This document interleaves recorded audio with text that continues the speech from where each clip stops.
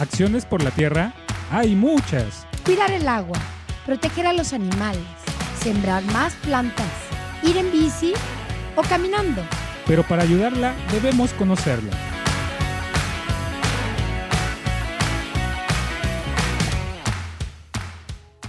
Les damos la bienvenida a Acciones por la Tierra. Este viernes tenemos un programa de esos extraños. Van a escuchar musiquita por ahí, van a escuchar probablemente algunos perritos, algunos cochecitos, porque andamos fuera porque pues este programa lo andábamos pensando desde el año pasado y nomás no se lograba, y ahora que ya han pasado algunos meses hemos podido recuperar una de esas voces que escuchan todos los viernes al final del programa, justo antes de que empiece la musiquita.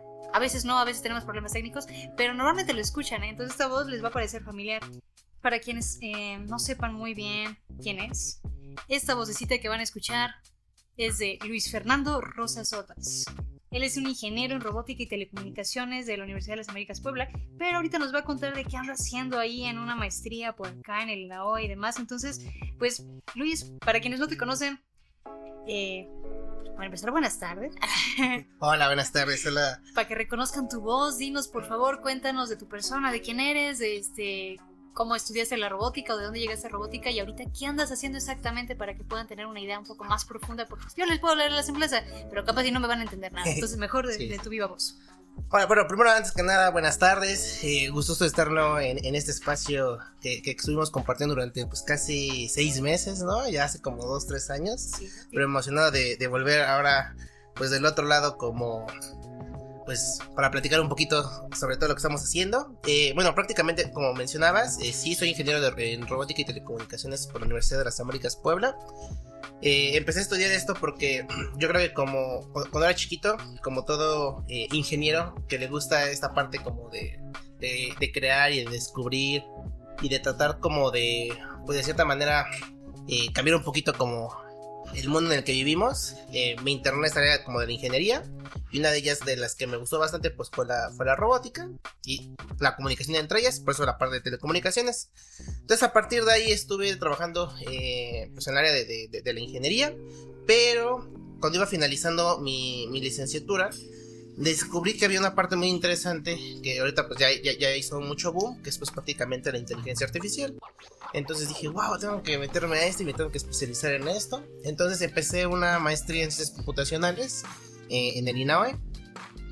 Ya estoy pues cerca de acabarla, me falta pues, aproximadamente creo que 5 meses. Ya estamos. Ya estamos. Fiesta y bailando para celebrar. Pero siento que dio un giro un poquito drástico en lo que pues, yo estaba haciendo, porque me empecé a especializar en cuestiones de imagenología médica. Entonces prácticamente aplicar técnicas de inteligencia artificial a imágenes de tomografías o de radiografías para dar, pues de cierta manera, dar un diagnóstico un poquito más preciso y rápido con enfermedades. ¿Cómo vinculaste esas cosas? O sea, la parte médica y la parte de inteligencia artificial, o sea, como al principio no suena normal, por lo menos para la mayor parte de la gente yo creo que no. Cuando escuchamos inteligencia artificial escuchamos casi siempre, no sé, estos modelos, ¿no? Que están a la mano, de ChatGPT, de Gemini, ¿no? Y si acaso los que lo escuchamos, ¿no? Los que no, estamos perdidísimos y nada más lo podemos imaginar como en películas de Marvel, ¿no? Entonces, ¿cómo vinculaste estas áreas? ¿Cómo fue? Pues mira, es muy curioso eso. Mi familia pues prácticamente toda es del área de la salud. Yo era como la ovejita negra que se fue por el área de la ingeniería. Entonces la verdad ahí la situación estuvo bastante interesante. Entonces por ejemplo en estas pláticas de la comida, cuando mamá, papá y mi hermana platicaban, ellos se ponían a platicar de sus casos y yo no entendía nada y decía, ¿qué es esto? ¿Qué significa? Y yo así como de, ¿esto cómo se deriva? ¿Cómo se calcula? ¿No? Y ya, entonces a partir de ahí empecé a tener como un gusto por el área de la medicina.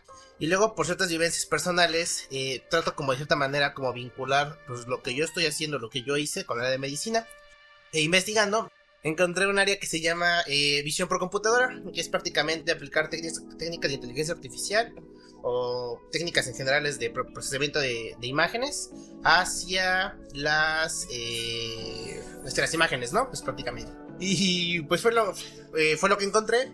Y justamente esa parte de visión por computadora, esa área, visión por computadora, se relaciona con imágenes médicas. Y dije, wow, entonces puedo tener como esa expertise que conozco por mi familia, para aplicarlo a lo que yo estoy haciendo. Y la verdad me ha gustado bastante. Ahorita he estado trabajando sobre todo con cáncer. He estado trabajando, o mi área de interés ahorita que estoy investigando principalmente es cáncer de hígado, pero he estado trabajando con cáncer de mama y con melanoma, que es pues cáncer de piel. Entonces la verdad está bastante interesante esto. Perfecto. Entonces ahí dejaste de ser la ovejita negra de la familia y dijiste, voy a ser la oveja negra. Sí. Voy a ser la tecnológica y también la médica. La médica. Y se combinó todo y la verdad, pues ahí, lo interesante es que existen modelos que son bastante funcionales para ayudar a esto. Para ayudar al diagnóstico y algo que es muy importante como destacar es que estas técnicas no vienen como a sustituir a los doctores, porque ahorita está como mucha esa idea de que ya llegó la inteligencia artificial y ya muchos empleos van a desaparecer y ya todos estamos en riesgo de quedar, ¿no? de quedar así ya. Revolución industrial. Ajá. No va tanto por ahí, van a ser técnicas que complementan, que si nosotros lo sabemos ocupar, nos pueden volver pues personas más eficientes, más productivas y sobre todo, por ejemplo, en el área médica, recordando, por ejemplo, un poquito cómo tenemos la situación, no sé, por ejemplo, del IMSS, donde pues, recibe miles de personas y hay miles de radiografías y pues un radiólogo tiene que revisarlas y dar un diagnóstico. Pues con estas técnicas podemos facilitarle su trabajo. Por ejemplo, en situaciones donde es cáncer benigno las podemos prácticamente pues descartar y que el radiólogo únicamente se esté como enfocando en imágenes de cáncer maligno. Entonces esto es bastante interesante y es muy aplicable. Ok. Y bueno, es que ahorita justamente ya se empezó a ligar y se empezó a entender como, la relación de la medicina y la parte de la imagen, a partir de la imagen, la parte de la inteligencia artificial. Sí, así es. Pero cuando estamos hablando entonces de inteligencia artificial en cuestiones médicas o en cuestiones de imagenología, ¿de qué estamos hablando realmente cuando decimos inteligencia artificial? Porque, bueno, yo entiendo que es como un campo amplísimo, ¿no? Entonces, ¿qué sí es o qué no es? Pues es una muy buena pregunta y es bastante como complicada de responder porque es como si éramos como de qué es arte, ¿no? O sea, arte pues puede ser cualquier cosa, ¿no? Entonces también inteligencia artificial prácticamente puede ser muchas cosas, desde detección de patrones, bueno, prácticamente todo es detección de patrones, pero es cómo detectas, ¿no? Con base de datos, por ejemplo, podrías detectar de forma temprana algunas enfermedades con los datos de una persona que de sus exámenes de sangre, por ejemplo, cositas así, pero lo interesante es que en las imágenes también hay ciertos patrones que uno va detectando al momento de hacer, por ejemplo, un diagnóstico, que es también lo que ocupa, por ejemplo, un médico. Por ejemplo, un cáncer maligno tiene ciertas características morfológicas en sus bordes que se pueden ver, ciertas características de vasculatura que detecta, por ejemplo, ahí el médico. Entonces, estas características que detecta el médico es enseñárselas a las computadoras para que también me permitan acelerar el proceso. Y ya hay modelos bastante eficientes. Por ejemplo, yo sé que también en Estados Unidos ya hay los primeros pues indicios de empezar a ocupar estas técnicas para facilitar el trabajo a los radiólogos o a la parte del área de la salud. Y pues han funcionado bastante bien. Pues digamos, es lo que estamos trabajando, yo lo que estoy trabajando ahorita para ver la posibilidad de que estas técnicas pues de cierta manera ampliarlas, ¿no? Ok, entonces podríamos decir que lo que estás haciendo es como tomar ya el mismo procedimiento que tiene que hacer un radiólogo, por ejemplo, mencionas 1000 veces, cientos de veces en el día, para que en lugar de tener que hacerlo un montón de veces, para que ese patrón que de por sí tiene que identificar lo encuentre entonces una máquina y le ayude a agilizar o a no tener que checar, solamente tenga como que revisar un porcentaje, por así decirlo. Así es, sí. O sea, al final de cuentas eso nos permite ser un poquito como más eficientes en general a todos. Es, por ejemplo, no sé, algo muy llano y muy sencillo. Es, por ejemplo, no sé, en YouTube, por ejemplo, cuando queremos encontrar una canción, ves que la ventaja que nos da el algoritmo de YouTube es, por ejemplo, no me acuerdo el nombre de la canción, no me acuerdo, pero me acuerdo como el na o algo así, o una parte de la canción. Lo buscas y lo encuentras. O sea, al final de cuentas, eso, si no existiera, sería un trabajo pues, bastante complicado encontrar tu canción favorita, por ejemplo, que escuchases así, porque tendrías que estar buscando, pues no que el artista, que la canción, estar buscando así en todas las canciones que hay. Entonces, prácticamente es como un ejemplo muy fácil de que, pues al final de cuentas, estas técnicas nos facilitan la vida. Entonces, cuando decimos optimizar procesos, eficientar el trabajo, pero lo que dices en particular, ¿no? O sea, ejemplos concretos aquí en México, el sistema de salud, ¿no? O sea, una idea particular que tienes. Por ejemplo, podría ser. Es que la ventaja de la inteligencia artificial es que es aplicable a todo. Entonces, también no puedes trabajar con cuestiones de ciberseguridad, creo que también es un problema bastante creciente, ¿no? El que te puedan robar tus datos bancarios y robarte tu dinero, por ejemplo, hacer robo de identidad.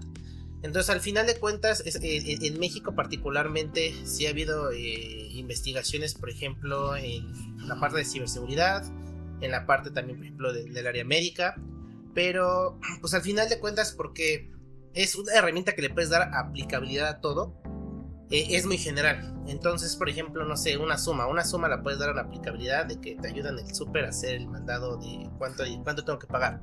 Pero también, por ejemplo, una suma te puede servir para saber también con dinero cuánto es mi ahorro. O también una suma la puedes aplicar para saber cuántas manzanas, por ejemplo, tengo en mi casa, ¿no? Entonces, también la inteligencia artificial es eso.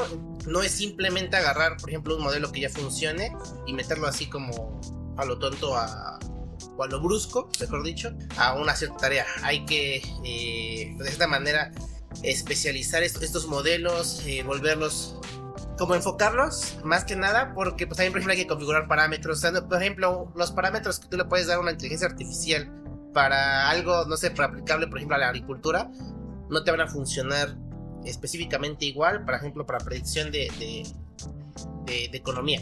Okay. Entonces hay que estar ahí como que jugando con ellas para ver cómo es la configuración correcta. Ni tampoco imagino así como en contextos distintos, ¿no? O sea, si estás, ahorita estabas diciendo, ¿no? Ya hay modelos similares en Estados Unidos, pero tal vez no funcionan del mismo modo aquí en México.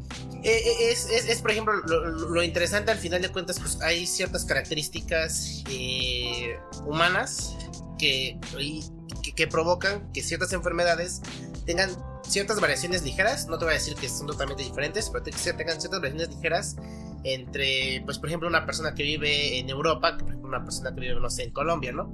Porque eso influye mucho las características, pues, de cómo fue su estilo de vida, la alimentación, la genética. Entonces, al final, como tú dices, hay que especializarlo para la gente, por ejemplo, de Colombia, que no es lo mismo para la gente de Europa. Perfecto, sí. No, me hace muchísimo sentido, o sea, desde la antropología no misma, incluso la parte biológica, siempre sabemos, ¿no? Como de, va a haber lo que acabas de decir, ¿no? Genética es una parte, pero también somos epigenética, la parte natural, la parte cultural, ¿no? Todo eso influye también, lo acabas de mencionar, ¿no? Los hábitos alimenticios para la rata, ¿no? De cómo varían, incluso entre individuos de una misma región, pero a partir de diferentes culturas, ¿no? Entonces, ok. Y entonces, a partir de esto que estás mencionando y de lo que has visto en otros casos y lo que estás ahorita trabajando dentro de la maestría, ¿qué tan lejos tú ves que estamos, o qué tan cerca tal vez, en algún sentido, de que este tipo de tecnologías se ocupen de forma cotidiana, por ejemplo, en hospitales públicos o privados? En el contexto tal vez solo de Puebla. En el contexto de Puebla es que es muy complicado, porque ahorita lo que ha pasado, que se ha demostrado, es que estos modelos son costosos computacionalmente hablando, en el sentido, bueno, los más eficientes son costosos computacionalmente hablando. ¿Qué es esto de costoso computacionalmente? Que necesitan muchos cálculos y al final de cuentas una computadora sencilla, pues por ejemplo, para hacerlo no va a poder, o le va a costar, por ejemplo, 3-4 días, a diferencia de una computadora pues especializada que lo puede hacer en, no sé, 5-10 minutitos. Entonces, esto es complicado. La otra cosa que es complicada es el consumo de recursos, sobre todo el agua. Más que nada estos, por ejemplo, los supermodelos como ChatGPT, el Gemini, sus servidores ya no se dan abasto como con enfriarlos como con procesos naturales. Entonces ahora lo que se hace es que se enfrían a través de agua. Entonces cuando se enfrían con agua, pues el agua se evapora y pues se pierde, pues, el agua. Entonces al final de cuentas eso hay que también considerarlo. Entonces eso complica mucho. Las computadoras, por ejemplo, que tenemos en el sector salud, por ejemplo, en México, no son como las más super modernas, ¿no? Hay ciertos... No, si yo te dijera, no se conoce el CRE, perdón, el centro de rehabilitación. Sí. Alguna vez que tuvimos que ir justamente, ¿no? Ves que Lulu tenía el problema de la espalda y demás. Por un lado, la entrada estuvo dificilísima. O sea, para una persona con discapacidad, ir al centro de rehabilitación es un rollísimo. Y después adentro ya, me acuerdo que no había compus. O sea, incluso los servidores tenían máquinas de escribir o había notitas. O sea, sí, eso totalmente complica todo. Entonces hay que estar analizando estas cuestiones. Y también, por ejemplo, algo que se ha estado trabajando mucho ahorita, que se ha vuelto como un área que va a estar pues, recientemente como de moda, son es la Green IA, o sea, prácticamente la inteligencia artificial verde, que sea como también pues amigable con el medio ambiente. Entonces a partir de ahí se ha estado como construyendo estos modelos. Entonces yo creo que para que digamos se pueda establecer ya bien un modelo, por ejemplo, de inteligencia artificial en México y específicamente en Puebla, es que estos modelos de inteligencia artificial verde sean funcionales, en muy bajo costo computacional, y a partir de ahí pues ya aplicarlo. Pero pues todavía falta que esto se siga como investigando y desarrollarse. Todavía yo creo que 20, 25 años todavía mínimo. Perfecto. Bueno, la vez que estuvimos charlando, bueno, es que acá no lo habíamos comentado quizá al principio del episodio, pero acá esta vocecita de Luis Rosas que están escuchando nos acompañó a una charla, plática, espacio de diálogo en la Casa de Asistencia Social con la COA, ¿no? Con la Comunidad de Aprendizaje de Acciones por la Tierra, y dentro de ese espacio pues buscamos que no solamente nos platicara sobre este modelo que está analizando, la cuestión tecnológica de la IA aplicada a la imagenología médica y en específico del cáncer de hígado, sino que también invitamos, como saben, conocen y han escuchado también a la doctora Mari Carmen, para conversar también como de esa parte natural que siempre se busca, ¿no? Como primera instancia, ¿no? En los espacios que tenemos. Entonces yo sé que tú también te has desempeñado, por así decirlo, desde donde te conocemos, desde la parte del servicio social, del voluntariado y en general, ¿no? Tanto como estudiante como profesional, con una mirada crítica, ¿no? Sé lo que es lo que entendemos y apreciamos, ¿no? También de tu persona. Gracias. Es esa parte. Entonces me gustaría abrir también una reflexión ética que acabas de mencionar varias cositas, ¿no? O sea, por ejemplo, por un lado, la cuestión de los recursos dentro, tanto económicos como medioambientales, que son necesarios para el desarrollo, ¿no? de este tipo de tecnologías, ¿no? Y que finalmente también son un rollo, ¿no? Porque si de por sí tenemos acá 20,000 problemas, ¿no? De cuestiones de despojo, de racismo y demás, estas mismas desigualdades, si nada más las transmitimos a la siguiente tecnología, vamos a terminar en vaya, ¿no? Entonces, bueno, en ese espacio que teníamos, mencionabas pues que la IA no es una solución mágica, ¿no? O sea, que la inteligencia artificial tampoco es inteligente, ¿no? O sea, no como tal. Sí. Entonces, ¿cuáles son los riesgos que tú desde ya tu profesión y desde tus estudios de maestría, cuáles son esos riesgos que pensarías de esa manera o que enfocarías, como dirías, como de, ok, esto además de lo que acabas de comentar, quizás son los puntos más relevantes para considerar mientras estamos estudiando o generando actividad? Mira, esa es una pregunta bastante interesante, bastante compleja, porque al final de cuentas toda herramienta que la puedes ocupar como para el bien, también la puedes ocupar como para el mal, ¿no? Entonces, complicaciones además, por ejemplo, de los recursos naturales, del uso sobre todo del agua. También podemos estar hablando de cuestiones de ciberseguridad, pues al final de cuentas estas herramientas nos pueden permitir acceder de una manera más fácil, por ejemplo, a nuestra cuenta de banco, cosas así. Otra cosa que también puede haber es robo de identidad. No sé si has visto que, por ejemplo, no sé, en muchos comerciales ahorita en las redes sociales es como de que, puedes ocupar esta herramienta y me puedo poner, por ejemplo, la cara de, no sé, de Messi, y ya finjo ser Messi, cosas así, y hasta me pueden dar la voz de él y ese tipo de cosas. Entonces, o sea, son peligrosas. O sea, al final, digamos, esas son aplicaciones chistosas porque son como sketch, cosas así, de que tú puedes aplicar para hacer bromas y cosas así. Pero, ¿qué pasaría si, por ejemplo, esta herramienta la ocupan al contrario ahora, por ejemplo, para extorsionar a un familiar? De que, ¿sabes qué? Tenemos que secuestrar a tu hija, y ocupan la voz y pues su cara y que para hacer que parecer. Perdón, lo de la voz ya lo han estado haciendo. Y lo de la voz ya lo han estado haciendo. Entonces, eso representa un riesgo bastante gigante. Otra cosa que también representa un riesgo es que al final de cuentas, pues al final estas herramientas funcionan con base de datos, necesitan información.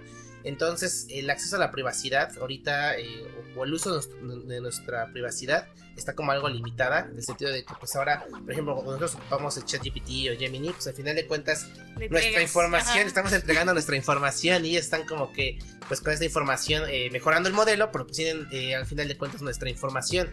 Entonces yo creo que lo interesante y lo importante sería empezar o lo más fácil, tratar como de empezar a legislar en cuestión de inteligencia artificial. Ya empezó Europa y Estados Unidos a hacer legislaciones más que nada para proteger como a los usuarios, para que no puedan estas herramientas ser tan fáciles de ocupar, en el sentido de que, por ejemplo, de robo de identidad o cosas así.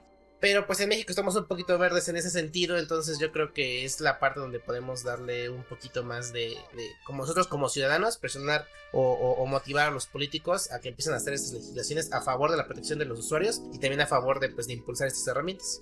Estaba hace mucho viendo también un video, un reel que mandó un compañero de uno de estos medios, no me acuerdo si era DW, sí. Con un mini reportaje, ¿no? Esa partecita, o también la discusión, ¿no? Justamente de ¿por qué no tenemos una legislación de ella? Y decía como, ok, en algunos lugares de México no tenemos ni luz. Ajá, sí, es que es muy complicado, pero pues al final, no, o sea, es una herramienta que idealmente vale la pena que nosotros nos vayamos preparando antes de que... Pero que ahorita apenas está entrando.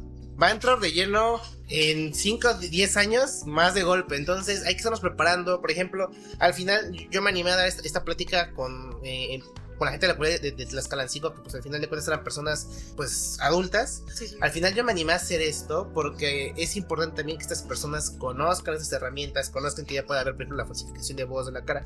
Porque si no preparamos, por ejemplo, si nada más nos enfocamos a las comunidades o a los niños, mejor dicho, pues también estaremos de cierta manera como segregando a estas personas, segregando la información. Y no, el objetivo es que al final de cuentas todos los sectores de la población como que conozcan estas herramientas, se empalmen de cómo funcionan, para que al final de cuentas cuando lleguen de lleno ya pues ya más o menos sepan cómo están funcionando y ya no pues sabes qué es, puede ser verdad, esto puede ser mentira. Porque ahorita también, por ejemplo, hacer una mentira falsa, si ahorita con las redes sociales ya era muy fácil de que, por ejemplo, podría publicar un tweet de saben que acá en mi calle explotó una casa y ya la gente puede hacer así un montonal de ideas, pues ahora puedo fingir, ahora con inteligencia artificial puedo hacer una foto de una casa explotada, o puedo hacer inclusive hasta un video de una casa explotada y la gente va a decir, sí es cierto, sí explotó, pero cosa que no pasó. Entonces ahí entra mucho el también ser autocrítico, el tener o el poder discernir. Entonces al final es por eso importante como tratar de empalmar a todas las personas de cómo están pasando estas herramientas, cómo funcionan y sus ventajas y sus desventajas también.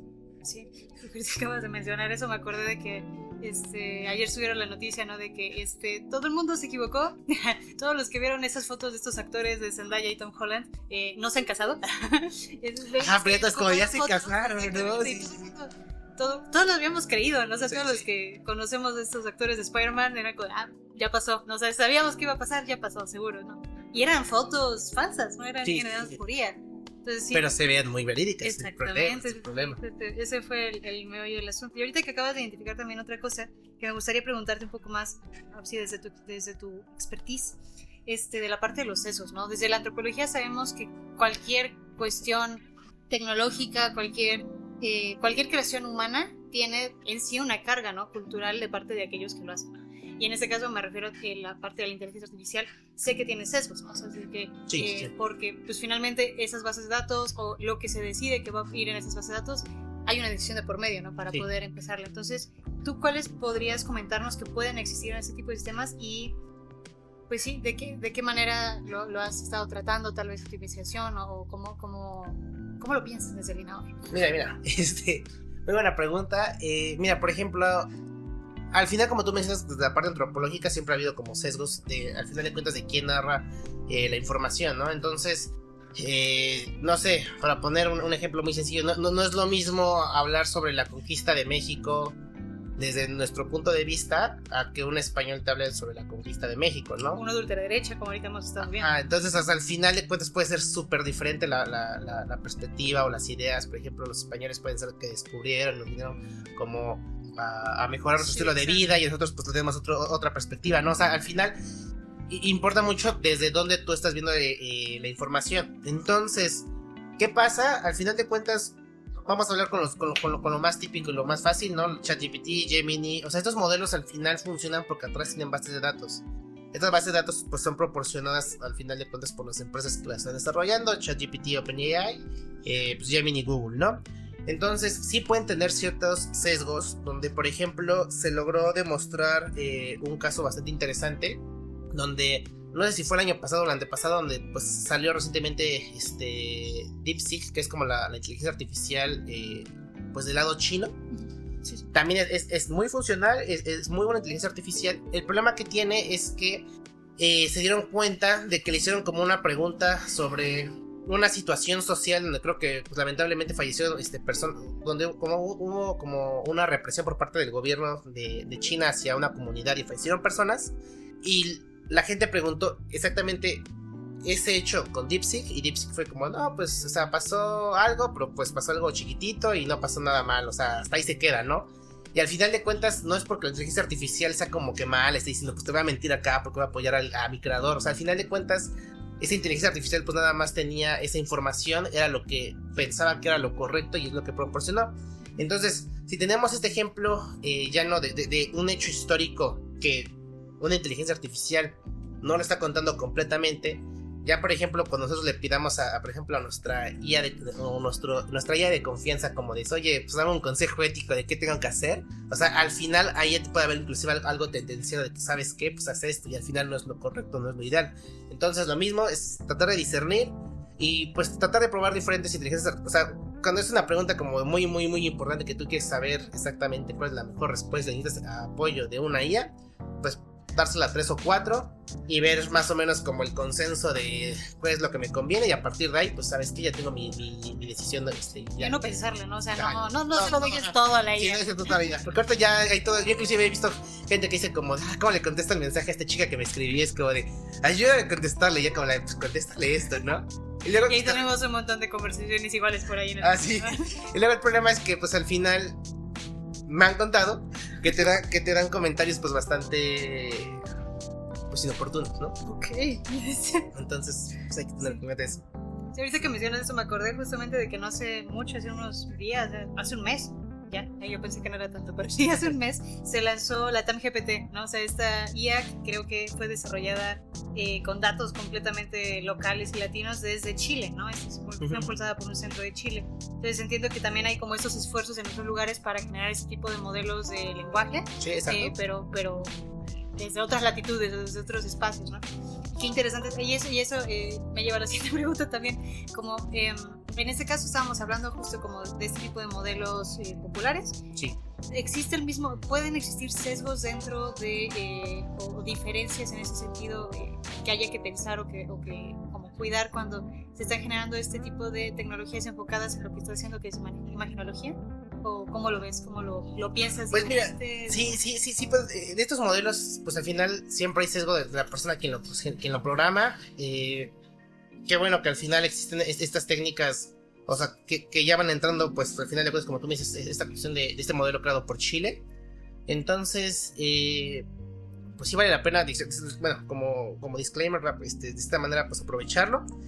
Pero pues siempre estos sesgos sí pueden existir. Entonces es por eso, por ejemplo, en la parte como médica es como nuestro deber, los que estamos como trabajando en esto, más que nada tratar de entrenar los modelos específicamente con cuestiones que sean como específicamente para el área que vamos a estar trabajando, en el sentido de que sean eficientes y no tengan estos sesgos, ¿no?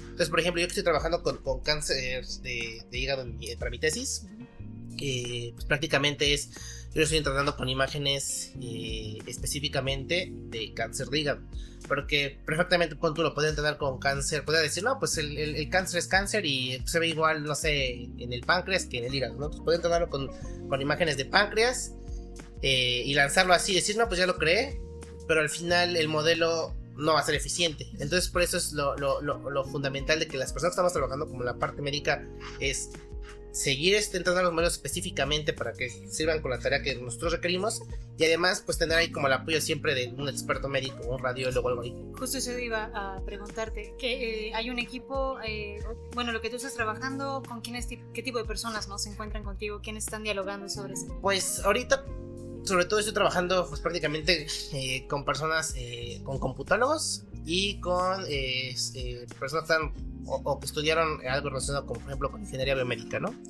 Es con lo que estoy trabajando principalmente. La ventaja que se tiene ahorita es que, por ejemplo, el Instituto Nacional de Cancerología de Estados Unidos pues prácticamente está proviendo esta información que nosotros necesitamos de manera pública en sus páginas de internet, ¿no? Tienen repositorios donde ya pues los médicos de cierta manera, se llama la palabra etiqueta, pero es prácticamente como que te dicen, estas imágenes es benigno y estas imágenes son malignas. O sea, prácticamente nos hacen como este trabajo como del detalle fino que necesita la validación de parte de expertos del área de medicina. ¿Y tienen planes, por ejemplo, de integrar a otras personas en el desarrollo de por ejemplo, de este proyecto? Pues hasta ahorita estaría interesante sí involucrar a más personas expertas en el área, pero primero de cierta manera es entrenar los modelos para que sean eficientes. Y a partir de ahí pues empezar como a proponer integrar, sobre todo en lo que yo estoy haciendo, sería como pues, radiólogos expertos en el área de la medicina, ¿no? Que hay muchos, ayudan a los estudiantes de biomédica, pues la verdad, siendo sinceros. Pero pues para futuro vale la pena porque siempre pues, equipos multidisciplinarios ayudan bastante. moviéndonos a ya como las penúltimas preguntillas por ahí, Sí. Y pasando de esta parte, ¿no? El enfoque también de la comunidad y de los saberes. Comentaba, ¿no? Que en este asunto de cuando estuvimos con Mari Carmen, ella también influyó un poquito para pasar la parte de la medicina tradicional, de las plantas, ¿no? A partir de lo que ella sabe, de lo que ha aprendido. ¿Cómo ves este diálogo? Tal vez entre saberes de medicina natural en cuestiones médicas y con otros conocimientos médicos científicos, ¿no? Y de tecnologías, imaginología. ¿Has tenido otro acercamiento similar? ¿Te has encontrado con ese tipo de discusiones? Mira, prácticamente, de cierta manera, esta relación, yo te lo puedo decir, tuve la oportunidad de hacer participar en 2 clases globales de la Universidad de Toronto, una sobre inteligencia artificial en la medicina y otro sobre investigación global en la medicina. Y ahí lo que veíamos es que teníamos que adaptar los modelos. O sea, no era lo mismo llegar y obligar a una comunidad, por ejemplo, a decir, ¿sabes qué? Tienes que ocupar ChatGPT, tienes que ocupar Gemini, tienes que ocupar estos modelos funcionales. No, ¿sabes qué? Hay que entender el contexto que hay en esta comunidad, entender tanto el contexto social, cultural, económico, y a partir de ahí aplicarlo de forma correcta, porque fue como un trabajo de investigación. Estuvimos enfocándonos en una comunidad que hay en Costa Rica. Entonces, a partir de ahí, lo que estuvimos viendo es prácticamente, por ejemplo, acercar la medicina a través, pues, de centros de telemedicina que podían funcionar con energía solar, pero también ahí ya meterle una cuestión de ella para hacer como un triaje automático. Pero también algo muy, muy interesante que estaba viendo es que hubo una investigación que yo leí a partir de lo que estaba trabajando ahí, es que ya hay trabajos que están tratando de crear modelos largos de lenguaje que te permiten hacer la traducción entre idiomas, pero ya idiomas, pues, por ejemplo, el maya, el totonaco, a partir de estas cuestiones que, pues, de esta manera se están como que olvidando, y que sean como, por ejemplo, nuestro Google Traductor, que es como de español a inglés, pero ahora sería como de español, por ejemplo, a maya. La verdad sería algo muy enriquecedor, y, por ejemplo, estas herramientas nos permitirían, de cierta manera, acercarnos más a comunidades que, por ejemplo, acá, no sé, en Puebla tú habla náhuatl. Ya no sería como, no, persona que habla náhuatl tiene que aprender español para que a partir de ahí pueda acercarse a servicios de salud o servicios administrativos. Ya podría ser realmente ahí la responsabilidad que tiene el Estado que la pudiera ejercer. Ajá, a partir de, ¿sabes qué? Pues persona que habla náhuatl, pues sigue hablando náhuatl, ya pues llegas, pero te puedes comunicar a través de esta herramienta y yo te puedo entender y tú me puedes entender, y ya todo el trámite o todos los servicios se facilitan. Entonces, la verdad, ese trabajo a mí me encantó mucho, se me hizo bastante interesante. Entonces, a partir de aquí se pueden hacer como estas vinculaciones, por ejemplo, que tú decías que servía, por ejemplo, también a través de medicina alternativa, medicinas botánica, todo tipo de cosas. Y entonces, desde tu perspectiva, y pensando también hace rato, ¿no? Decías, soy la oveja negra de la familia, todo le sale en la medicina y yo estoy en ingeniería, pero pues de alguna forma también te has formado médicamente, ¿no? Por estar en ese entorno. Entonces, desde esa perspectiva y esa experiencia que tienes, ¿qué puede aprender la ciencia de laboratorio, vamos a llamarla la ciencia biomédica, de las comunidades, por ejemplo, desde lo que has visto o aprendido? Ahí te puedo responder con dos cuestiones bastante interesantes. La primera, pues al final de cuentas, que lo que mencionábamos, el cómo adaptarse. O sea, no, al final de cuentas, cuando uno se tiene como que adaptar o adaptar el modelo por inteligencia artificial, por ejemplo, la medicina tiene que estudiar lo que está pasando, por ejemplo, no sé, en el cáncer de hígado. Entonces, al final, esto puede ayudar, por ejemplo, también en que, por ejemplo, una comunidad que habla náhuatl, por ejemplo, no sé, en la Sierra de Puebla, al final, para adaptarlo, pues tiene que haber como una investigación atrás para entender a esta comunidad. Entonces, al final, si hay investigación, pues qué bueno ocuparla, pero tal vez extenderla. Y si no hay investigación, pues ahí conviene no obligar a que pues también involucrar, por ejemplo, antropólogos, sociólogos, para que a partir de ahí pues vaya creciendo esta cuestión. Entonces, al final es un aporte mutuo entre tanto comunidad como inteligencia artificial. Y otra cosa importante es que hay un área que se llama cómputo evolutivo, donde prácticamente toma como comportamientos o sea, copia los comportamientos de la naturaleza para optimizar ciertas cosas, ¿no? Puedes optimizar prácticamente todo en la vida, por lo que yo he estado aprendiendo. Normalmente, por ejemplo, lo toman de comportamientos de la naturaleza, ¿no? De las ballenas, de cómo se ven las parvadas de pájaros, las abejas, ¿no? Todos estos animalitos son bastante eficientes. Entonces, como copiamos esto y lo pasamos a la computadora. Ahora, también hay que recordar que la humanidad ha tenido procesos la cual ha permitido ser, pues, ser, pues, de esta manera la especie dominante del planeta. Y al final estas conexiones pues vienen de esas comunidades, los cuales todavía preservan ciertas tradiciones bastante interesantes que permitieron que nosotros como sociedad creciera, ¿no? Que pudiéramos seguir como siendo como esta especie dominante. Entonces sería bastante interesante ver si estas comunidades tienen como patrones específicos para obtener tal vez algo en general, o ciertos comportamientos sociales, y a partir de ahí modelarlos matemáticamente y ocupar este modelado para hacer ciertos procesos. O sea, al final de cuentas, la inteligencia artificial copia lo bueno que ha hecho en general la naturaleza, el ser humano. Entonces, esas comunidades también tienen cosas excelentes y maravillosas que han hecho, y pues se podrían copiar también para meterlo a los modelos de inteligencia artificial. Sí, incluso podríamos hablar dentro tal vez de unos años, no solamente ya como de lo que estás haciendo del cáncer, Diego, a partir de la radio, de las imágenes médicas, ¿no? De la imagen, sino también incluso, ¿no? Combinando con otros, justo los saberes, no sé, que compartía el otro día Mari Carmen. Sí, absolutamente. Es la ventaja que se puede hacer. El problema es se requiere investigación y hay un camino todavía gigante por continuar. De todo. Y pues entonces, justamente para irnos a esa parte del futuro y de la responsabilidad, para ir más o menos cerrando este asunto, primero preguntarte, ¿qué tipo de futuro te gustaría ver en la relación entre la tecnología y la salud, desde lo que has vivido?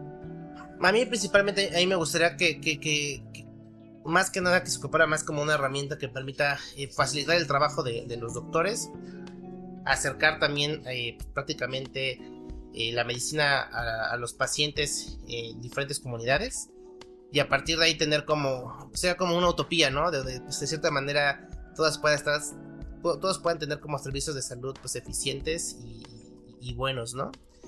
Que se pueda lograr, pues quién sabe, es algo bonito que yo deseo y espero que pase, pero se podría hacer. Y pensando, bueno, tú ya andas en la maestría, ya vas a terminar.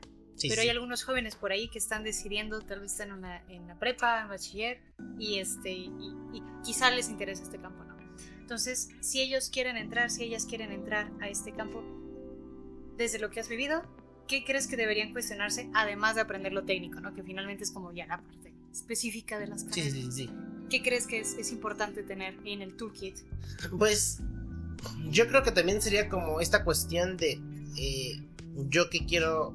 O sea, al final de cuentas, cuando yo estoy en ingeniería, cuando me decidí pasar a esta parte de la parte de la ingeniería médica, es que me hice esta pregunta como de qué yo quiero aportar a la sociedad, ¿no? O sea, no quiero únicamente estar es dejando estas cosas ahí como en el vacío, ¿no? Es como, ¿sabes qué? Quiero dar una aplicabilidad pues interesante que podría aportar, ¿no? Entonces, en este sentido, yo creo que tendrían que ser cosas pues estos chicos tendrían que cuestionarse qué es lo que yo quiero como ayudar, o qué es lo que yo quiero ayudar, ¿no? O a qué área, ¿no? Porque al final de cuentas, como mencionábamos, esto se puede aplicar a todo. Entonces sería como, ¿sabes qué?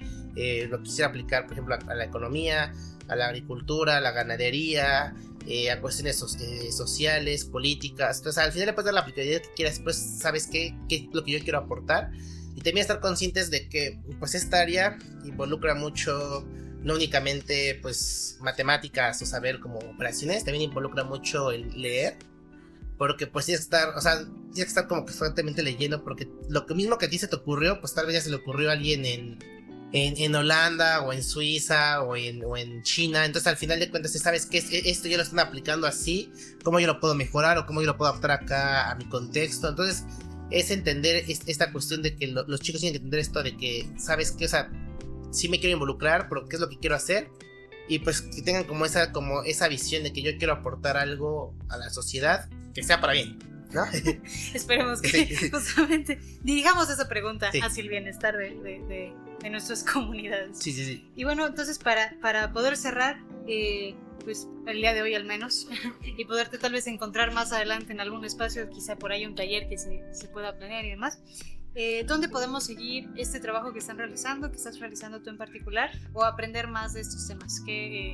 Mira, por ejemplo, yo acá pues, casi que estoy haciendo anuncio publicitario. El INAHUA la verdad organiza bastantes, bueno, más como contexto, el INAHUA es un centro de investigación, y uno de sus labores es, pues al final de cuentas, la divulgación científica, acercarlo a las comunidades. Entonces, la verdad, el INAHUA organiza eventos muy bonitos, muy padres, con super expertos en el área, donde prácticamente pues van explicando estas cuestiones, no únicamente en el sentido de inteligencia artificial, también te pueden explicar de astronomía, de física, de óptica. Entonces al final yo recomendaría pues a las personas, acérquense, conozcan, vayan conociendo este tipo de cuestiones que existen.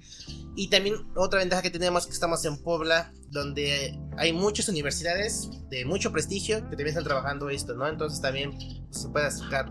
Ahorita rápido se me viene a la cabeza pues la UDLAP, la UAP también está trabajando en esto, la UPAEP, son universidades que están también trabajando y también tienen sus actividades de divulgación. Entonces conozcan, pregunten, vayan. Y ahí vamos a dar nosotros también, por ejemplo, en el INAOE. Entonces hay las 1000 preguntas, háganlas, no hay problema, y ya va a haber 1000 respuestas para que al final, pues es lo importante, ustedes vayan como conociendo, pues todo lo que involucra esto de la inteligencia artificial. Pues bueno, Luis, muchísimas gracias por este ratísimo rico de plática. Gracias a ustedes. Y también por el espacio, ¿no? que pudiste abrir junto con Mari Carmen para la comunidad de aprendizaje de Acciones por la Tierra. Sabes que siempre estamos agradecidos de tenerte por acá. Pues sí, muchas gracias por todo eso, también por siempre estar abierto, ¿no? Para contar más y para pues sí, para justamente como decías, ¿no? Tal vez ayudar a guiar a otras personas que se interesan en este tipo de temas, en este tipo de espacios, y también por ese espíritu de servicio que has dado, pues, en general. ¿Quisieras mandar saludos a alguien o cualquier cosita? No, pues saludos a prácticamente pues, toda mi familia y mis amigos, ¿no? Y también pues agradecer acá el espacio que tú me has brindado. Muchas gracias también a tus radioescuchas por estar acá presentes en el programa, abrirme este espacio. Y nada más me gustaría dejar como esta reflexión de que al final pues yo creo que es importante que todos se involucren, conozcan estos modelos, tampoco se casen con lo que yo digo, ¿no? Porque yo también pues, sigo aprendiendo, sigo conociendo estas herramientas, pregunten más, conozcan más, busquen diferentes fuentes, lean mucho, es lo importante. Pues la verdad pues muy agradecido porque me hayan brindado este espacio pues para externar un poquito de lo que estoy haciendo, de lo que me gusta, y la verdad pues es divertido, ¿no? Participar en este tipo de cosas. Perfectísimo, qué bueno seguir escuchando tu voz. Ahorita lo vuelven a escuchar para poder despedirnos, pero pues ya saben que aquí en Acciones por la Tierra nos encontramos todas las semanas y pues muchas gracias y Samota Chikome. Adiós. Hasta luego. Acciones por la Tierra hay muchas. Cuidar el agua, proteger a los animales, sembrar más plantas, ir en bici o caminando. Pero para ayudarla debemos conocerla. Nos escuchamos el próximo viernes a la 1 de la tarde. Aquí en Acciones por la Tierra.